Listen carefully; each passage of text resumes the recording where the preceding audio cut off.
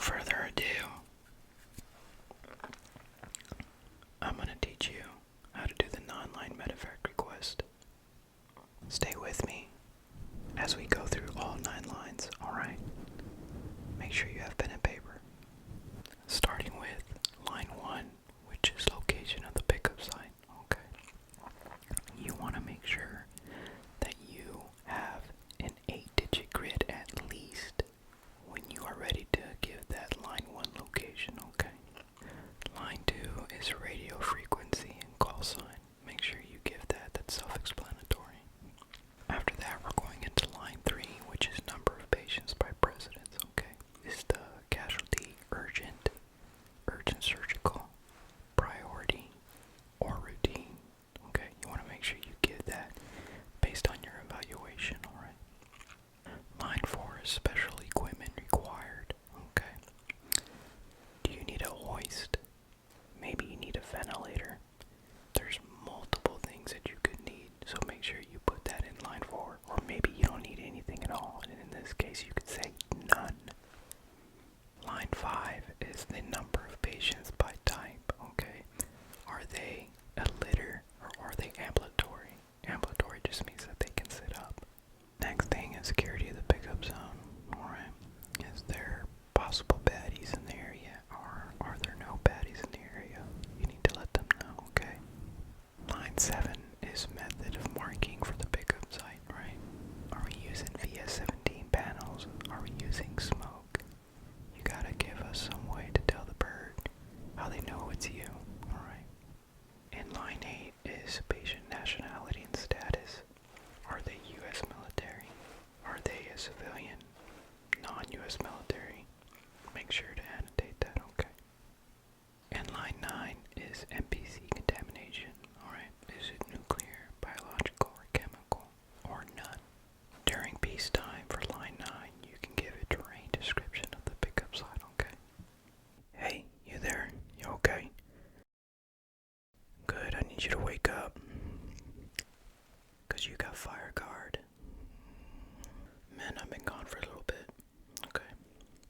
And I've noticed that we have been falling behind and learning about patrols, tactics, techniques, and procedures, okay? Moving forward, I plan to be here and guide you as we move along and learn stuff in Army ASMR format, alright? But I do realize that we could use a little bit of face camo, okay? It's been a little bit, alright? So I want to make sure that you're alright. You're missing some of the lips right there, okay? So let's go ahead. Oh yeah, there we go. Nice. Just a little bit of camo right there. It doesn't hurt, okay? Look, every time we're applying face camo, we need to make sure that we're applying noise and light discipline at all times, okay? You can't be having these baddies see us out here, alright? Good, good. I could use a little bit myself, hold on. Man, from now on, I'm going to do my best to make sure that I guide you, alright? Guide you and instruct you on how to be better, okay? Whether that's learning how to do admin things like write awards, or we're learning how to patrol. Granted, social media doesn't think it's too sensitive, but I want to make sure that you guys are learning as we move through our Army ASMR journey together, alright? Get ready, man. Get ready. We're going to talk about the team leader, alright? We're going to do an overview of what he's responsible for, okay? So, the fire team leader leads his team members by personal example and has authority over his subordinates and overall responsibility of their actions. Centralized authority enables him to maintain troop discipline and unity and to act decisively under the fluid conditions of combat. Okay. That team leader accomplishes assigned missions using initiative without using constant guidance from higher. The team leader's position on the battlefield requires immediacy and accuracy in all of his actions and is a fighting leader who leads by example. Remember, he is responsible for all the team does or fails to do and is responsible for caring of the team's soldiers, weapons, and equipment.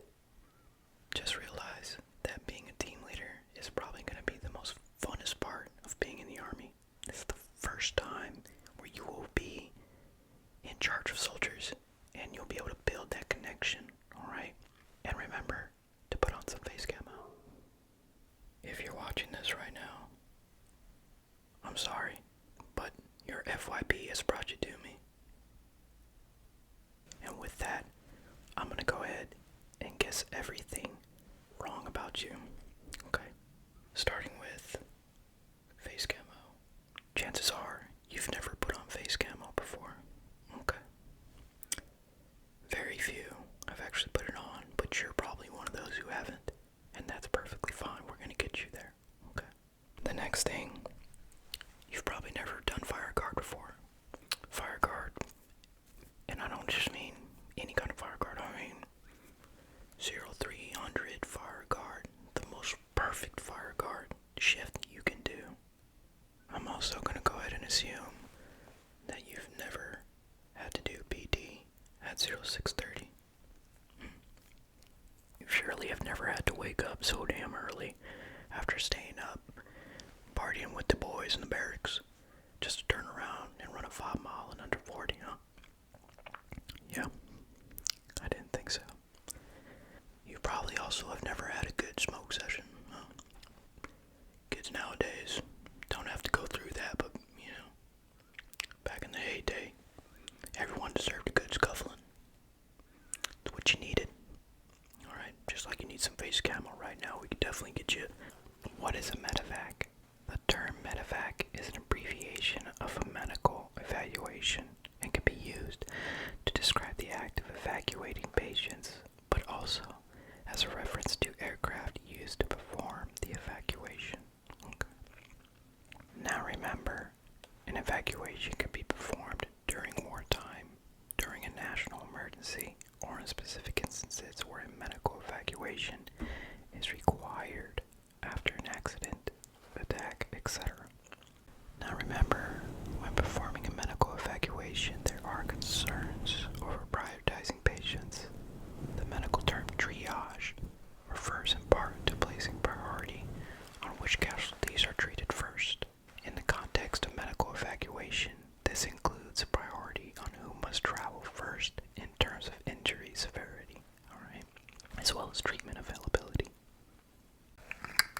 Now, a 9-line medevac request is part of the field triage process. The first to fly patients are identified and given priority, and the others are transported in the order of need as described on the 9-line medevac request.